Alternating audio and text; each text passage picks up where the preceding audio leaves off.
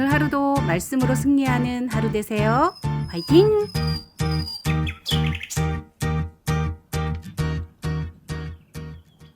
정의를 행하는 것이 의인에게는 즐거우며 죄인에게는 패망이니라. 명철의 길을 떠난 사람은 사망의 회중에 거하리라. 연락을 좋아하는 자는 가난하게 되고 술과 기름을 좋아하는 자는 부하게 되지 못하느니라. 악인은 의인의 속전이 되고 사악한 자는 정직한 자의 대신이 되느니라. 다툼에 성내는 여인과 함께 사는 것보다 광야에서 사는 것이 나으니라. 지혜 있는 자의 집에는 귀한 보배와 기름이 있으나 미련한 자는 이것을 다 삼켜버리느니라. 공의와 인자를 따라 구하는 자는 생명과 공의와 영광을 얻느니라. 지혜로운 자는 용사의 성에 올라가서 그 성이 의지하는 방벽을 허느니라. 입과 혀를 지키는 자는 자기의 영혼을 환난에서 보전하느니라. 무례하고 교만한 자를 이름하여 망령된 자라 하나니 이는 넘치는 교만으로 행함이니라. 게으른 자의 욕망이 자기를 죽이나니 이는 자기의 손으로 일하기를 싫어함이니라. 어떤 자는 종일토록 탐하기만 하나 의인은 아끼지 아니하고 베푸느니라. 악인의 재물은 본래 가증하거든 하물며 악한 뜻으로 드리는 것이랴.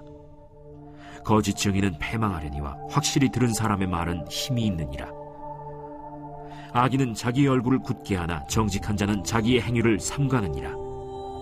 지혜로도 못하고 명철로도 못하고 모략으로도 여호와를 당하지 못하느니라. 싸울 날을 위하여 마병을 예비하거니와 이김은 여호와께 있느니라.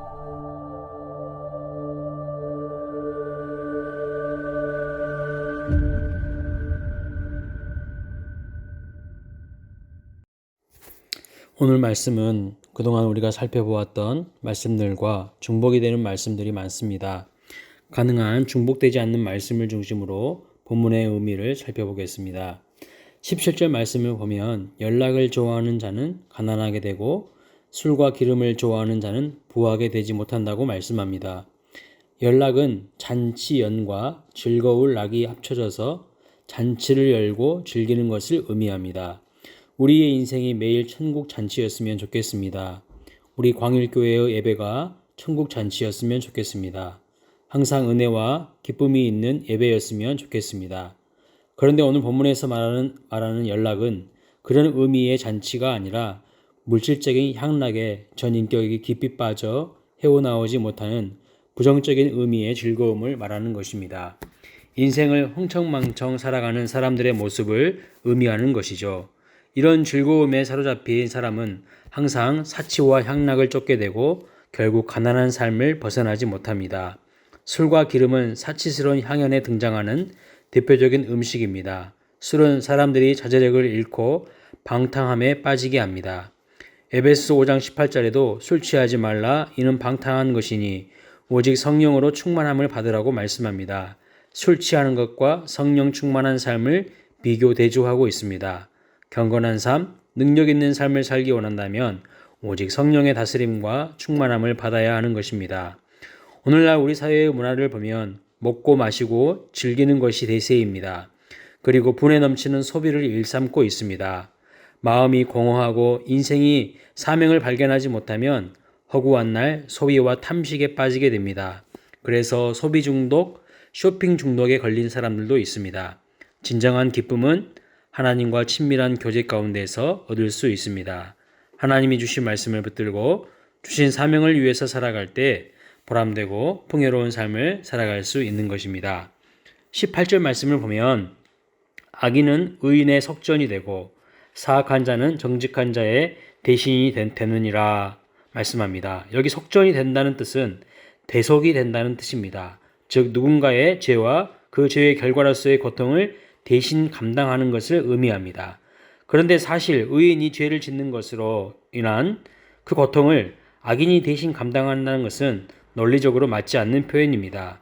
오히려 악인이 짓는 죄에 대해서 의인이 대신 희생합니다.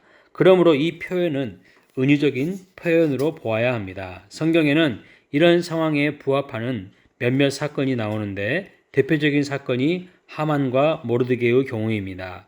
하만은 음모를 꾸며 모르드게를 파멸케 하려 했으나 결국 파멸되는 자는 모르드게가 아니라 하만 자신이었습니다.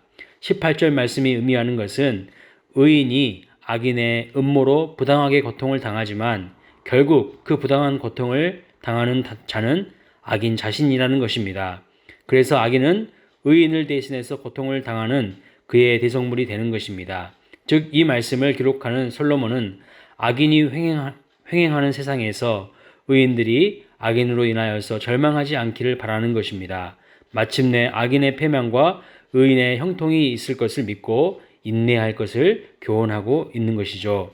22절 말씀을 보면 지혜로운 자는 용사의 성에 올라가서 그 성이 의지하는 방벽을 무너뜨린다고 말씀합니다. 여기서 말씀하는 지혜로운 자는 하나님의 말씀을 믿고 순종하는 사람입니다. 결국 지혜로운 자는 강한 용사의 성을 공격하여 그 용사가 의지하고 있는 것을 완전히 쳐부순다는 의미입니다. 즉, 지혜자가 강한 용사보다 훨씬 우월하다는 것을 부각시키는 것입니다. 여호수아와 이스라엘 백성들이 요단강을 건너서 가나안 땅에 들어갔지만 여리고성을 무너뜨릴 수 있는 방법이 없었습니다. 그러나 참으로 놀라운 것은 인간으로는 아무리 완벽한 철옹성이라 하더라도 완전하지는 못하다는 것입니다. 인간이 하는 일에는 빈틈이 있기 마련인데 하나님께서 그 백성에게 힘을 주실 때 갑자기 원자 폭탄 터지는 것 같은 위력이 나타나게 하셔서 그 빈틈을 타고 들어가게 하십니다. 결국 여호수아와 이스라엘 백성들은 하나님의 말씀대로 순종하며 믿음으로 나아가서 하루에 한 바퀴씩 돌고 일곱째 날에 7번 돌고 소리를 질렀을 때에 성은 무너지게 되었습니다. 인간이 세워놓은 아무리 강력한 성이라고 할지라도 하나님의 힘과 능력 앞에서는 지푸라기처럼 되는 것입니다. 따라서 어떠한 상황 가운데서도 우리가 승리하는 비결은 하나님을 의지하는 것이 얼마나 큰 힘이 되고 능력이 되는지를 알고 하나님을 신뢰하는 것입니다. 하나님과 하나가 되는 것입니다. 30절 말씀을 보면 지혜로도 못하고 명철로도 못하고 모략으로도 여호와를 당하지 못하느니라 말씀합니다. 지금까지 잠언에서 지혜나 명철이나 모략은 전부 하나님의 말씀을 붙드는 신앙을 의미했습니다. 그러나 여기에서 말하는 지혜나 명철이나 모략은 하나님의 말씀이 아닌 인간의 지혜나 명철이나 모략을 의미합니다. 물론 인간의 지혜도 원천적으로 하나님의 지혜에서 파생된 것입니다. 여호와께서 모든 지혜의 원천이신 것이 분명합니다. 그래서 인간은 탁월한 지적 능력을 가지고 온 세상과 동물을 다 정복했고 온 우주까지 그 영역을 확장하여 우주선도 보내고 인간의 유전자도 해독하고 있습니다. 그러나 아무리 탁월한 지적 능력을 갖고 있다 할지라도 인간의 지혜로 인간 자신을 제대로 이해하지 못합니다. 어디서 왔으며 어디로 가는지 모릅니다. 왜 살아야 하는지, 삶의 의미가 무엇인지 모릅니다. 이것을 깨닫고 발견하기 위해서 철학을 하고 종교에 심취하기도 하지만 인간이 인간의 정체성을 발견하고 삶의 의미를 발견하는 것은 인간을 만드신 창조주 하나님께만 정확한 답이 있는 것입니다. 아무리 과학과 기술이 발전한다고 할지라도 하나님을 믿지 못하고 하나님을 발견하지 못한 인생은 결국 허무주의에 빠질 수밖에 없습니다. 장밋빛 미래를 꿈꾼다고 할지라도 하나님의 지혜를 따르지 않으면 잿빛 미래를 맞이할 것입니다. 그래서 성경은 진정한 행복을 경험하길 원하는가? 인간의 한계를 인정하고 자신의 죄인됨을 인정하고 하나님께로 돌아가라고 말씀합니다.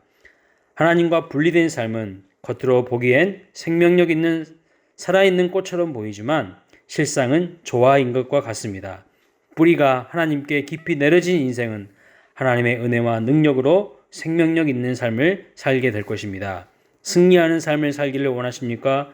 세상의 스펙과 성공을 자랑할 것이 아니라 오직 하나님을 붙드는 인생이 되어야 합니다. 승리에 대한 세상의 방법은 31절 말씀에 마병을 예비하는 것이라고 합니다. 그러나 진정한 승리는, 진정한 이김은 여호와께 있는 것이죠. 전쟁에는 의의 변수가 많습니다. 날씨, 병사들의 사기, 전염병, 자연재해 등이 승패를 뒤집을 수 있습니다. 이 모든 것을 결정하시는 분이 하나님이십니다. 하나님을 붙드는 하나님의 사람들의 믿음의 기도, 간절한 기도가 나라의 운명을 뒤바꿀 수 있습니다. 소돔과 고모라 성은 의인 10명이 없어서 결국 심판을 당했습니다.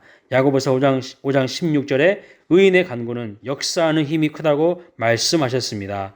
인간의 지혜로도 명철로도 모략도 아닌 오직 여호와 하나님의 능하신 그 이름의 능력으로 승리하는 삶을 살아가시기를 축복합니다.